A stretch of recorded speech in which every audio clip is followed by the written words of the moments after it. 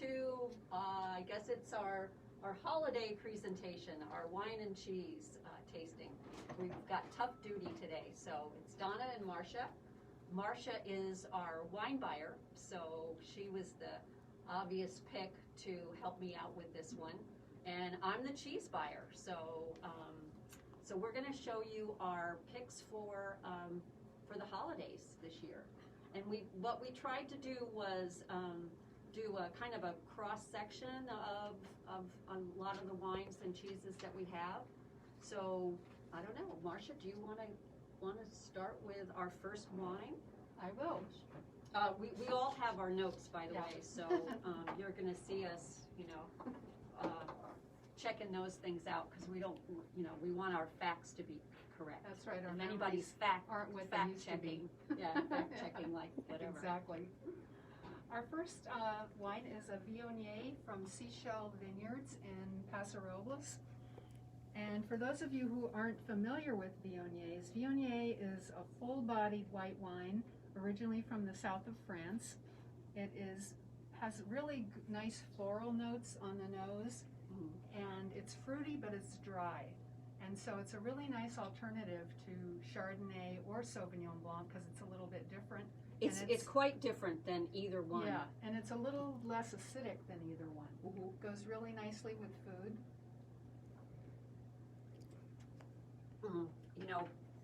Viognier has, it's been my pick lately because it is different, because I get tired of Chardonnays, and Sauvignon Blancs lots of times are too citrusy for what I'm looking for. Yeah. So this is just, it's just a lovely, clean flavor. I love it. Yeah, and Seashell does a wonderful job with it. So with this wine, we decided to do brie. And what I decided, because everybody loves brie, and it's probably that and Canbazola are the two cheeses that I sell out of first. So what I decided to do was I did two different kinds.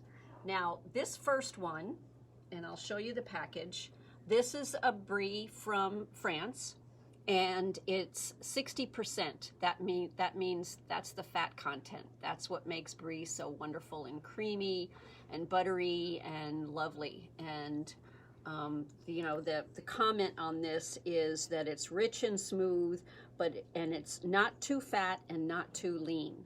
So that's a 60%. But then I also carry a 70%. So I want to see whether, I want to see whether Marsha and I can tell the difference between 60 and 70% brie.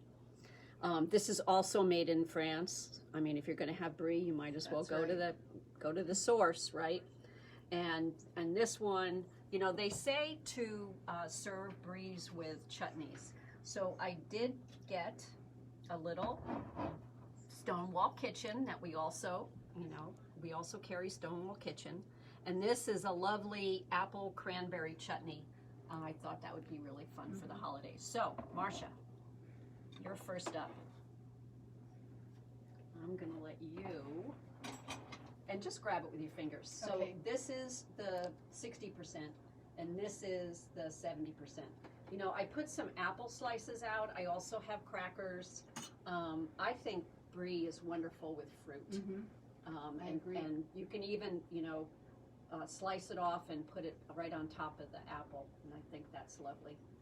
All right, I got to see whether, because I've never done a side-by-side. It's delicious. Okay. That's pretty creamy and pretty buttery.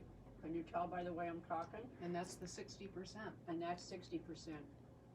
All right, so what's this one going to do for me?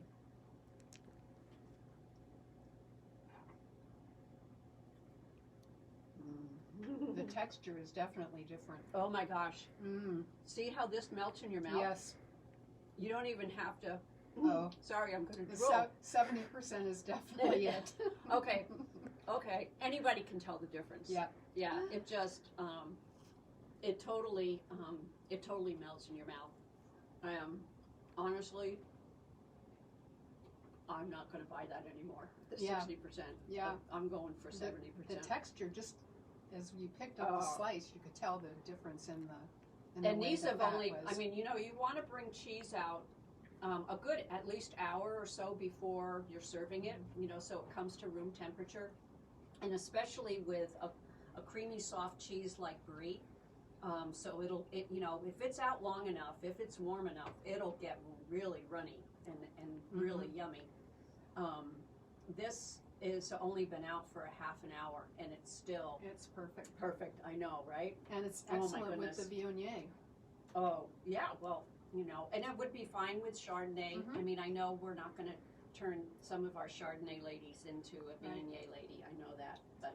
And the triple cream cheeses are also excellent with Prosecco or I don't know if sparkling want wine. to try some of the. No, I don't. I know it's gilding. Yeah, don't even need to. You don't. Okay. The cheese is perfect. All right, moving on. So the next wine. Our next wine is you can pour me some of that too. Grenache.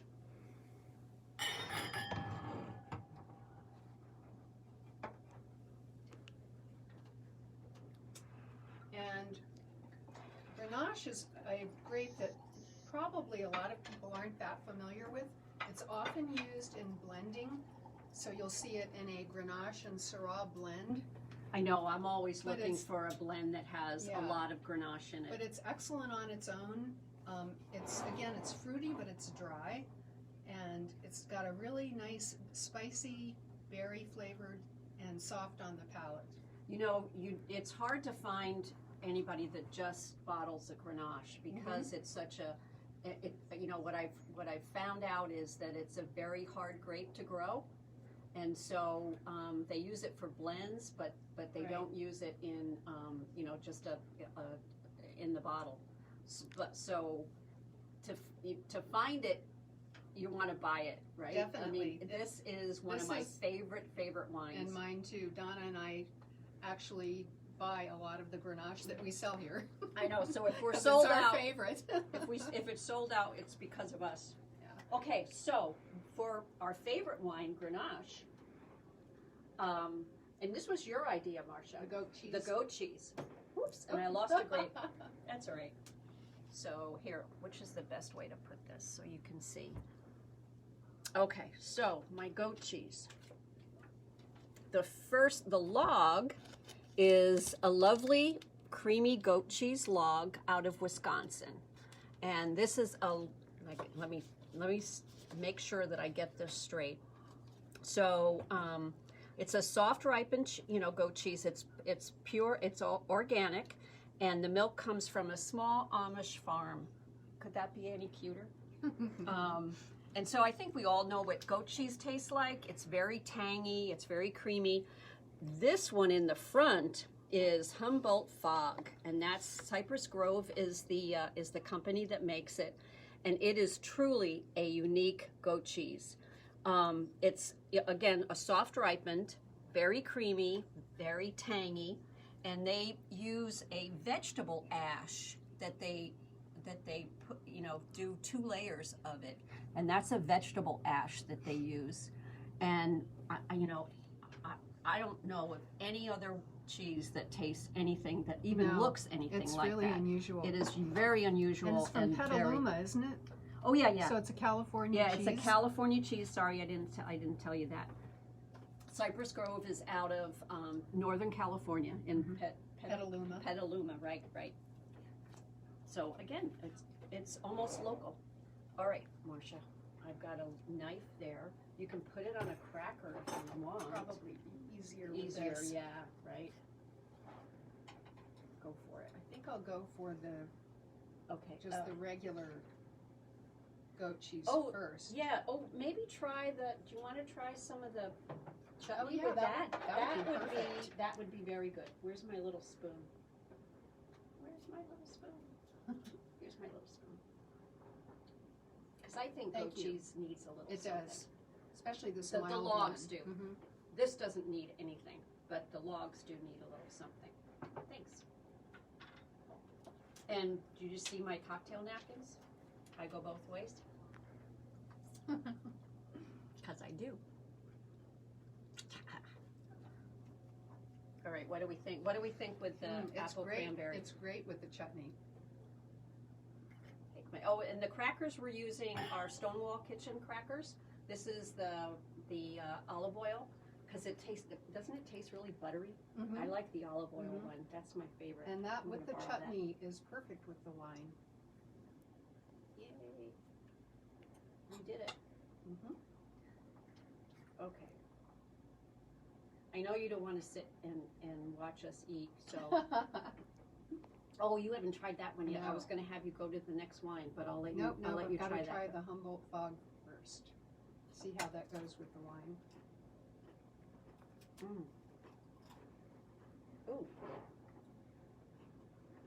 this is really good on that cheese. It's excellent with the goat cheese. I know.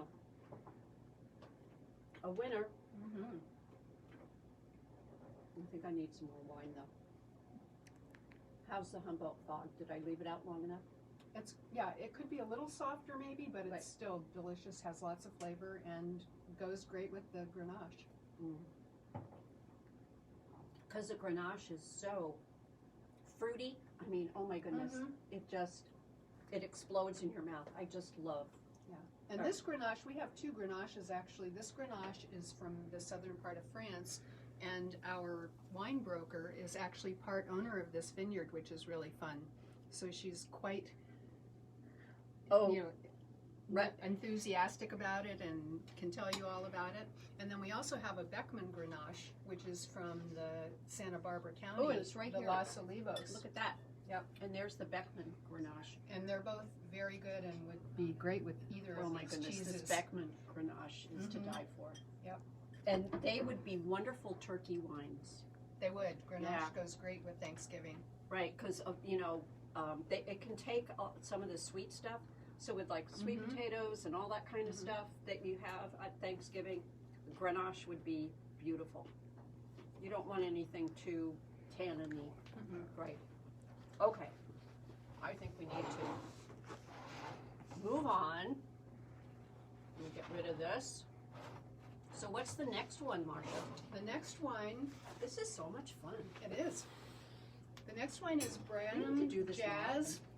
It's a blend from Napa Valley. It's mostly Cabernet Sauvignon, but there is a little bit of Petit Verdot in there, Okay. which gives it just a little bit of a smoother taste. Are you I pouring, think. my dear? I am. Okay. Thank you. So this is a nice full-bodied wine, and will go well with our nice full-bodied snack. I gotta move my. All right, so.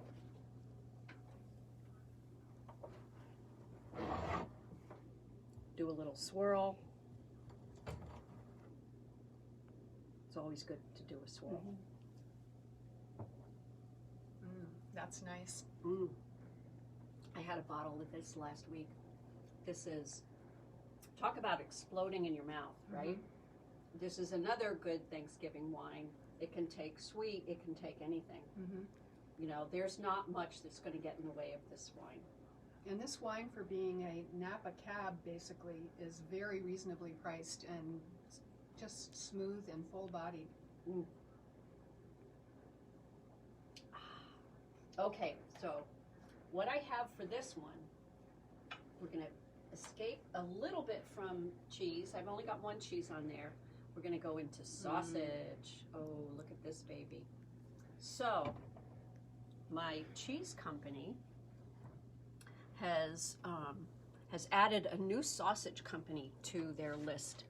And this sausage company, it's called Angels, and it's founded by a 5-star chef who left his restaurant they're out of LA, by the way, left his restaurant to go to Italy to learn charcuterie.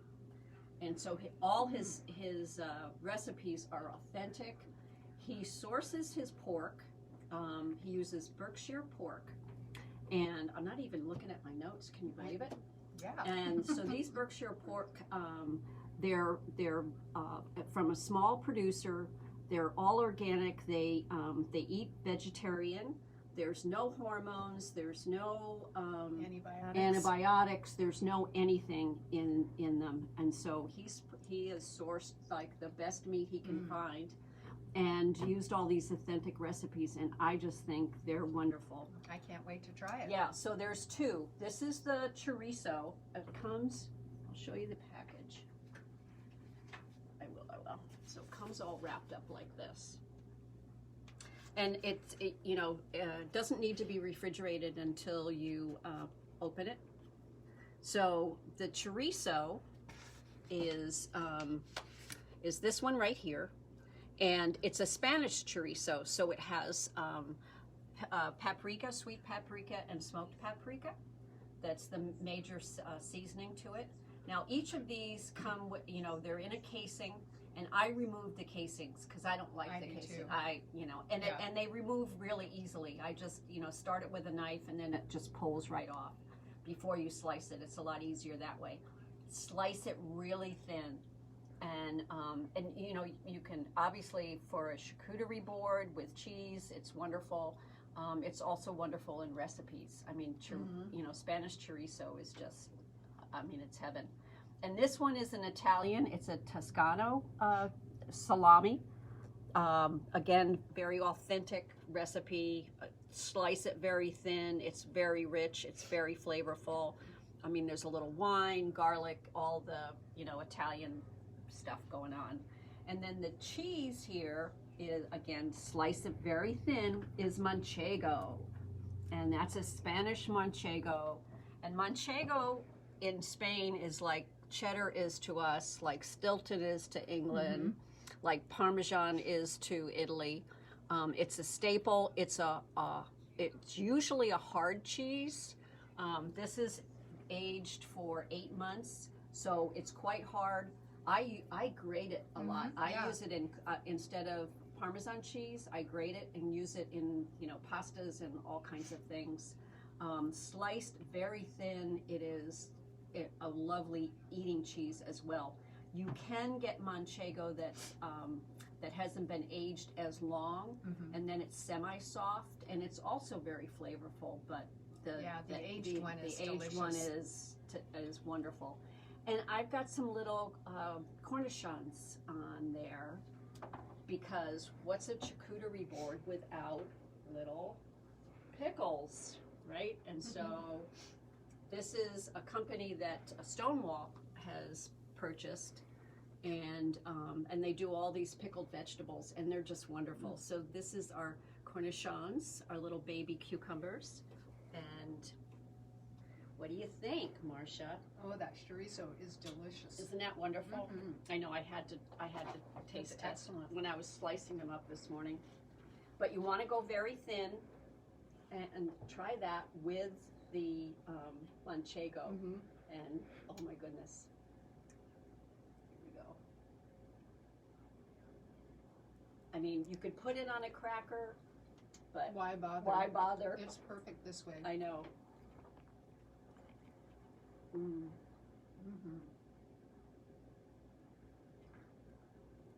Heaven. Oh, I was going to wipe my face with my mask. Oh. And this wine stands up perfectly to Doesn't it? It does. It's really excellent with that. And I've got to try the other one too, because they look so delicious. They are delicious. And as you can see, when you slice it paper thin like that, it goes a long way. I mean, I will be hard pressed to use all that up in, I don't know, it's going to take me a long time. The Toscano is really good too. Isn't that lovely? Nice peppercorns in there. Yeah. Pretty fun. Okay, I've got to try my wine now.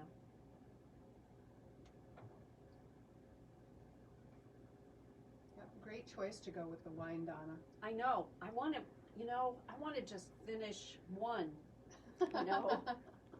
But we need to move on. So the last choice, this is Marsha's choice, because you're the port lady. So our last choice is a port, the Woodhouse, Smith Woodhouse, and it is a true port, which is from Portugal. In order to be called a port, it has to be from just a very certain region in Portugal, which is the Douro Valley in northern Portugal. There are lots of other port wines that you'll see, but they have to be called port style, because they're not actually from So it's the like port champagne. region of Portugal. And this one is a very nice one. It's a reasonably priced, kind of an everyday sort of port, which we have decided to put with a blue cheese. Yeah, yeah. I'm excited about the cheeses too. I'm always excited about cheeses. Won't pour too much of this since it's I know. pretty concentrated. Port is a fortified wine, so it is made with a grape brandy, so it's a lot more alcohol than your normal red wine or any Right. kind So of if wine. you're concerned about having that hangover the next day, don't finish the evening with a Right. glass of big glass of port. Right, a small that- glass is perfect. Or if it's been an evening with a lot of wine, maybe you skip the port that evening. Yeah. Because for sure that's what'll do it to you. The nice thing about the port, because it's fortified, is that you can open the bottle and let it sit for Oh yeah, months, right, and right. it stays fine. Right. You don't have to worry Yeah, you about don't it have to going worry bad. about drinking that whole bottle of port right away.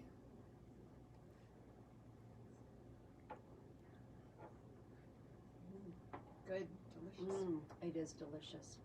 Okay, so our cheeses. I have, where are my samples? Okay, here we go. So I mentioned that the one cheese that I sell out of first, always, no matter, I just always sell out of it first, Canbazola. And that is, let's go to my, so this is from, this Canbazola is from Germany. It's a soft ripened blue and a triple creme. So it's very delicate in flavor. You know, if you are a person that is not that, fond of blue cheese, or you don't think you like blue cheese, try Canbazola, because it's not a blue and it's not a brie. It's a combination of, and it is, it's a triple creme as well. So again, it's going to be that melt in your mouth with just a hint of blue. You can see there's just a little bit of it. But if you are a blue fan, I've got the cheese for you. So this is a Rogue Smoky Blue from the Rogue Creamery out of Oregon. And I think it is to die for. The smoky part is derived from hazelnut shells that they smoke. Oh, wow. And it's very, very subtle. Because when you taste it, you're not going to say, "Oh, this is a smoked cheese." It just I don't know. It just blends with the blue cheese flavor, and it's well, you be the judge, Marsha. I think it's just lovely. Oh, and then it comes looking like that. Well, I love blue cheese, so the bluer the better for me. Okay, But I do love the Canbazola too. there you go. Oh, well, what's not to like about Exactly. Canbazola? And if it sounds a little odd that Canbazola comes from Germany, that this one comes from Germany, the very top part of Italy, which is where this comes from, is just adjacent to Austria and Germany. Oh, okay. So Thanks for that's explaining why, that. Yeah, that's why you've got one of our Pinot Grigio actually is from a German company. Oh, cool. Okay. Good to know. You know, they blend a lot over there in Europe. You know, they cross borders. They've been doing that for hundreds of years, right? Okay. So I guess I need to do the Canbazola first. The Canbazola is delicious with the port. Okay. Again, I'm going to start drooling. It melts in your mouth It does. before It's you so can. smooth and delicious. Right. So now I'll go for the really strong blue, the Rogue. It's not a strong blue. You know, like some of the Danish blues and some of those blues are Some really, of the Roquefort. yeah, they're really, really powerful. Isn't that nice? It's delicious. I think, And even though it's a firmer cheese, it doesn't feel, it still feels really creamy. oh, it's on the very palate. creamy. Right. No, I was really really pleased with that because I bought it not knowing what I was getting, you know, and of course I have to buy the whole wheel, so Right. I was very thrilled when I tried it, and I would suggest that to anybody. Right? And it is delicious with the port.